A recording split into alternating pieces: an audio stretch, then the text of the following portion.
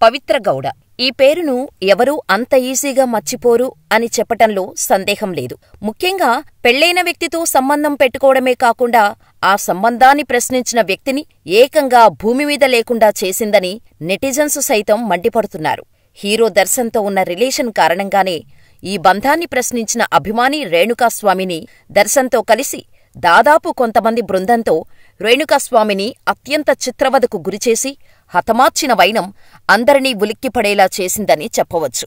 ఇకపోతే ఇటీవల బెయిల్ మీద బయటకు వచ్చిన పవిత్ర గౌడ నేరుగా ఇంటికి వెళ్లకుండా దేవాలయానికి వెళ్లి అక్కడ దర్శన్ బాగుండాలని పూజలు చేయించినట్టు సమాచారం. ఇకపోతే ఇదంతా ఇలా ఉండగా ప్రస్తుతం మహాకుంభమేళా ఘనంగా జరుగుతున్న నేపథ్యంలో పవిత్ర గౌడ మహాకుంభమేళాను దర్శించి అక్కడ పవిత్ర స్నానం చేసినట్టు ఫోటోలను షేర్ చేసింది. దీంతో నెటిజన్స్ పూర్తిస్థాయిలో ఈమెపై మండిపడుతున్నారు.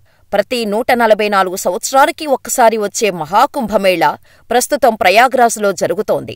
ఈ మహాకుంభమేళాలో త్రివేణీ సంగమంలో మౌని అమావాస్య రోజు అమృత స్నానం ఆచరించింది పవిత్ర గౌడ.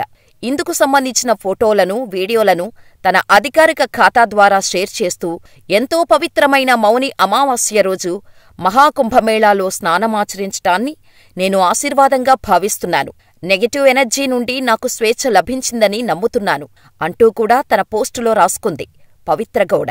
అంతేకాదు హరహర మహాదేవ్ అనే క్యాప్షన్ కూడా జోడించింది.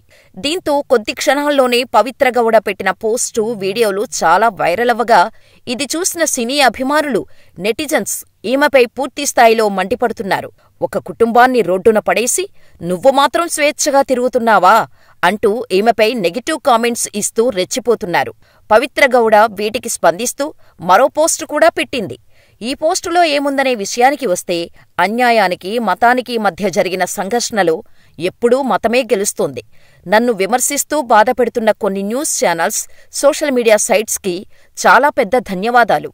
హద్దులు మీరి మీరు చేస్తున్న కామెంట్లు నా మనసును మరింత క్షోభకు గురిచేస్తున్నాయి, నన్ను ఇంకా శోకంలోకి నెట్టేస్తున్నాయి అంటూ పోస్టు పెట్టింది. ఏది ఏమైనా చింత చచ్చినా పులుపు చావలేదని మరికొంతమంది కామెంట్స్ చేస్తున్నారు. ఇంత జరిగినా సరే ఇంకా కాస్త గట్టిగానే మాట్లాడుతుందని నెటిజన్స్ కామెంట్స్ చేస్తూ ఉండటం గమనార్హం.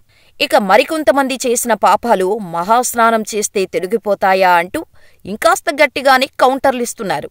మరి దీనిపై పవిత్ర గౌడ ఏ విధంగా స్పందిస్తుందో చూడాలి.